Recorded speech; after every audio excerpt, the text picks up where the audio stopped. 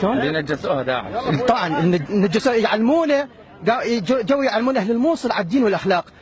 اهل الموصل هم اهل الدين وهم اهل الاخلاق وهم اهل الحميه وهم اهل الغيره. بهذه المناسبة شو تقول لهم القوات الأمنية اللي خلصوكم؟ أولا أقول القوات الأمنية مو بس نشكرهم،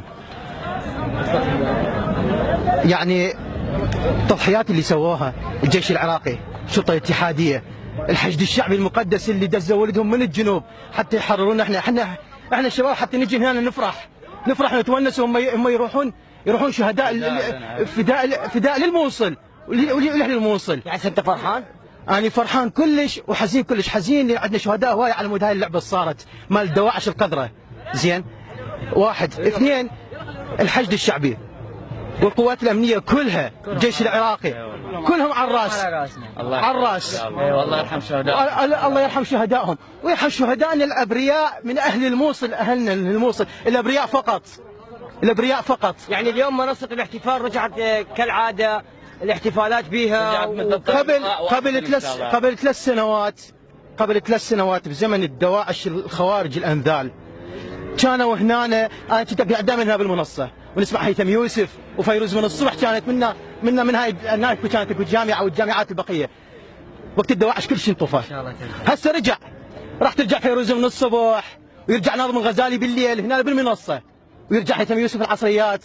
ورحم الله والديكم ورحم الله والدين القوات الامنيه ورحم الله والديكم. نشكر طبعا الموصليه لان هي كانت ايد بيد معانا، ودائما هي السباقه بالحدث، سباقه بكل شيء، يعني نشكرهم كل الموصليه والله قصه خشوم الدواعش. اجوا اخذوا الدشات الصبح من بيوتنا، اخذوا الدشات الصبح من بيوتنا، العصر نسمنا الدشات، كسرت خشوم. هذا احد مقاتلين من الاجهزه الامنيه. اوقف خل احكي. الدواعش اخذوا الموصل غدر، اجوا اخوتي من الجنوب ومن الشمال من الوسط اخذوها بكسر خشوم الدواعش. هذا كله اقدر اقوله. السلام عليكم. شنو شعورك بهذه الانتصارات؟ وسع انت تشوف يعني اهل الموصل كلها حواليكم انتم، وفايق فرحه اللي ما تنوصف. يعني شعور ما تنوصف، وشعور اي واحد عراقي شريف يحب بلده. الحمد لله والشكر على كل حال.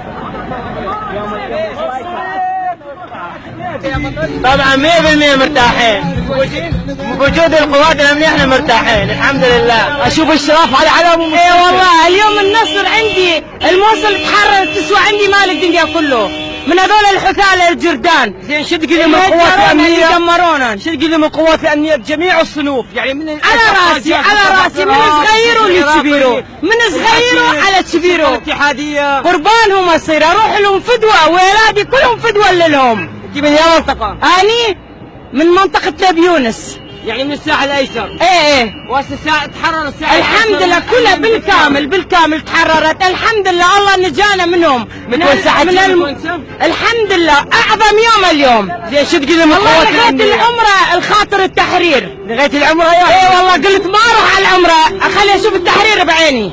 حجي اقول لكم الف مبروك بهذه الانتصارات ان شاء الله. الحمد لله. الله يبارك بيكم ان شاء الله، ان شاء الله بالكامل. الله يبارك بيكم ويحفظكم ان شاء الله، ويخلينا مثل ما يقول هذا البلد معمور يكون دائما يا ربي.